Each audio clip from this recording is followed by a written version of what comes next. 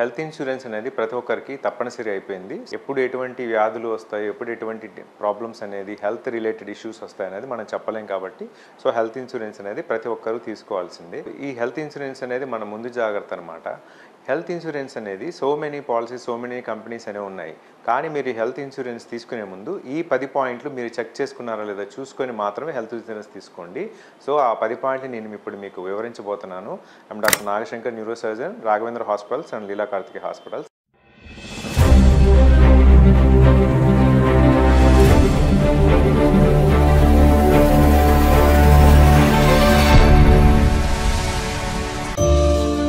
Number 1, health insurance మీ అవసరాలకు సరిపోతుందా లేదా చూడండి. అంటే మీ ఇంట్లో ఎంతమంది వ్యక్తులు ఉన్నారు, వారి వయసు ఎంత, అందరికన్నా ఎక్కువ వయసు ఉన్న వారి నుంచి మనం ఇన్సూరెన్స్ అనేది స్టార్ట్ చేసుకొని తీసుకుంటూ ఉంటారు.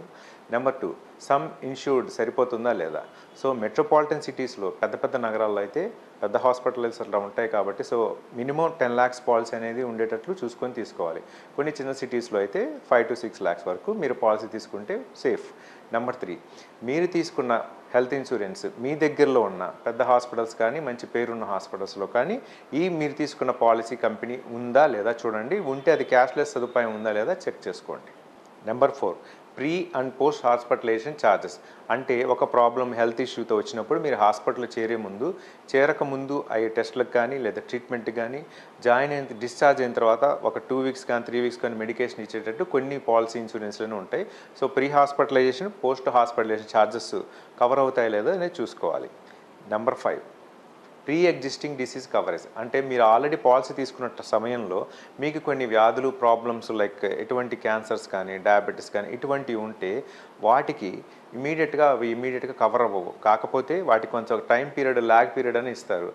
ఆ పీరియడ్ 2 సంవత్సరాల నుంచి కానీ 2.5 సంవత్సరాలు కానీ ఉండొచ్చు. కానీ తక్కువ వ్యవధి, అంటే మీకు ప్రజెంట్ ఉన్న ప్రాబ్లమ్స్ ఎంత తక్కువ వ్యవధిలో కవరేజ్ అనేది స్టార్ట్ అవుద్ది, అటువంటి పాలసీలు అనేది తీసుకోవటం అవసరం. నెంబర్ 6 అనేది అతి ముఖ్యమైన పాయింట్. ఈ పాయింట్ని చెక్ చేయకుండా మీరు అసలు ఇన్సూరెన్స్ పాలసీ అనేది తీసుకోకూడదు.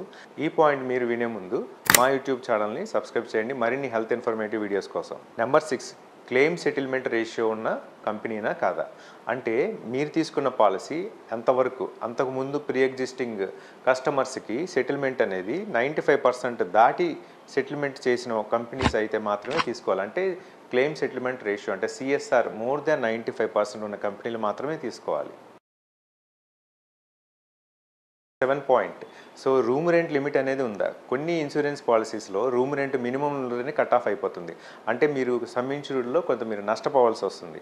రూమ్ రెంట్ పూర్తిగా కవర్ అవుతుందా లేదా అని కూడా మీరు సెటిల్మెంట్ దగ్గర ప్రాబ్లం రాకుండా చూసుకోవాలి. నెంబర్ 8, కో పేమెంట్. ఒక్కొక్కసారి ఇన్సూరెన్స్ వాళ్ళు మీకు అయిన ఖర్చుల్లో, హాస్పిటల్కి అయిన ఖర్చుల్లో కొంతవరకు మాత్రమే వాళ్ళు భరిస్తారు. మిగిలింది మీరు కో పేమెంట్గా తీసుకోవాల్సి వస్తుంది. ఆ కో పేమెంట్ కండిషన్స్ అన్ని కూడా మీరు ఒకసారి చెక్ చేసి తీసుకోవాలి. కోపే కండిషన్స్ ఎలాగ ఉంటాయంటే డిశ్చార్జ్ అయ్యే ముందు అయిన ఖర్చుల్లో చాలా శాతం వరకు ఇన్సూరెన్స్ కంపెనీ వాళ్ళు భరిస్తారు. కానీ కొంత పర్సెంటేజ్ వరకు మీరు ఖచ్చితంగా బేర్ చేయాల్సి వస్తుంది. అదే కోపేమెంట్. మీరు తీసుకునే ఇన్సూరెన్స్ పాలసీస్లో ఈ కోపేమెంట్ ఇష్యూస్ ఉన్నాయో లేదో చెక్ చేసుకోండి. Number 9, no claim bonus. అంటే మీరు ఇన్సూరెన్స్ పాలసీ తీసుకున్న తర్వాత, అంటే దాదాపు 6 years or 7 years మీరు అసలు ఆ ఇన్సూరెన్స్ పాలసీని ఉపయోగించుకోలేదనుకోండి, కొన్ని కంపెనీస్ నో క్లెయిమ్ బోనస్ అంటారు. అంటే ఈ 5-6 years మీరు ఉపయోగించుకోలేని కారణంగా నెక్స్ట్ ఇయర్స్ కవరేజ్ అనేది పెరుగుతుంది. నో క్లెయిమ్ బోనస్ తీసుకుంటే కూడా అది మీకు అడిషనల్ అడ్వాంటేజే కదా, ఎందుకంటే మీకు కవరేజ్ అమౌంట్ అనేది పెరుగుతుంది. నెంబర్ 10, పాలసీ డాక్యుమెంట్ అనేది పూర్తిగా చదవాలి. ఇది చాలామంది పూర్తిగా చదవరు, కానీ కొంత సమయం కేటాయించిన ఈ పాలసీ రూల్స్ అండ్ రెగ్యులేషన్స్, దానికి ఉన్న లిమిటేషన్స్ అన్నీ కూడా మీరు కంపల్సరీ చదువుతూ ఉండాలి. ఓన్లీ బ్రోచర్ చూడటం కాదు, ఎంటైర్ పాలసీ, దాని కండిషన్స్, టర్మ్స్ అండ్ కండిషన్స్ పూర్తిగా చదివి మాత్రమే ఆ పాలసీ అనేది తీసుకోండి. ఒక పాలసీ తీసుకున్నప్పుడు మీరు ఏజెంట్తో మాట్లాడుతుంటారు. ఏజెంట్ మీకు చాలా విషయాలు మాట్లాడి మీ చేత పాలసీ తీసుకునేటట్లు చేస్తుంటారు. కానీ మీరు పాలసీ తీసుకునేటప్పుడు ఏ డిసీజెస్ కవర్ అవ్వు, ఏ వ్యాధులు కవర్ అవ్వు, ప్రీ ఎగ్జిస్టింగ్ డిసీజెస్ అంటే మీకు ఆల్రెడీ ఉన్న వ్యాధులు కానీ, లేదా ఆల్రెడీ మీరు ఒక క్యాన్సర్తో డయాగ్నోజ్ అయినా అవన్నీ కూడా కవర్ అవుతాయా, ఈ ట్రీట్మెంట్లు అన్నీ కవర్ అవుతాయా, రేడియేషన్, కీమోథెరపీ, మొత్తం సర్జరీస్ అన్నీ కూడా కవర్ అవుతాయా లేదా, మొత్తం పూర్తిగా వివరాలన్నీ తెలుసుకోవాలి. ఏవి కవర్ అవ్వ అనేది కూడా మీరు ఏజెంట్ దగ్గర ఖచ్చితంగా తెలుసుకోవాల్సిన విషయం. ఒక పాలసీ తీసుకునే ముందు ఏజెంట్ మీతో పూర్తిగా బెనిఫిట్స్ మాత్రమే డిస్కస్ చేస్తారు. నెగిటివ్స్ 80% డిస్కస్ చేయరు. కాబట్టి మీరు ఆ నెగిటివ్సే ముందు తెలుసుకోవాల్సిన విషయం. ఇన్సూరెన్స్ పాలసీలు తీసుకున్నప్పుడు మీరు చేయకూడని పొరపాట్లు ఏమిటో చెప్తాను. చీప్ ఇన్సూరెన్సెస్ అంటే తక్కువ ప్రీమియం ఉన్న ఇన్సూరెన్సెస్ మీరు జనరల్గా ప్రిఫర్ చేయొద్దు. ఎందుకంటే ఆ ఇన్సూరెన్స్ ప్రీమియం చాలా తక్కువ ఉంటే ఒక్కొక్కసారి మీకు కవరేజ్ మొత్తం రావచ్చు, రాకపోవచ్చు. కొన్ని వ్యాధులు అసలు కవర్ అవ్వకపోవచ్చు. కొంత అమౌంట్ వరకు మాత్రమే లిమిటేషన్ అనేది ఉండొచ్చు. సో ఇది చాలా ఇంపార్టెంట్. ఓన్లీ ప్రీమియం తక్కువ అంటే చాలా చీప్ ఇన్సూరెన్స్ కంపెనీస్ ఉంటాయి. సో వాటిని గురించి మీరు సెర్చ్ చేయకుండా, వాటి యొక్క క్రెడిబిలిటీస్ చూడకుండా మీరు అనేది ఇన్సూరెన్స్ పాలసీ తీసుకోవద్దు. నెంబర్ 2, కామన్గా చేసే మిస్టేక్ ఏంటంటే ఈ బ్రోకర్స్ని మీరు ఎక్కువగా నమ్మటం అనేది జరుగుతుంది, ఆర్ ఏజెంట్స్ నమ్మటం జరుగుతుంది.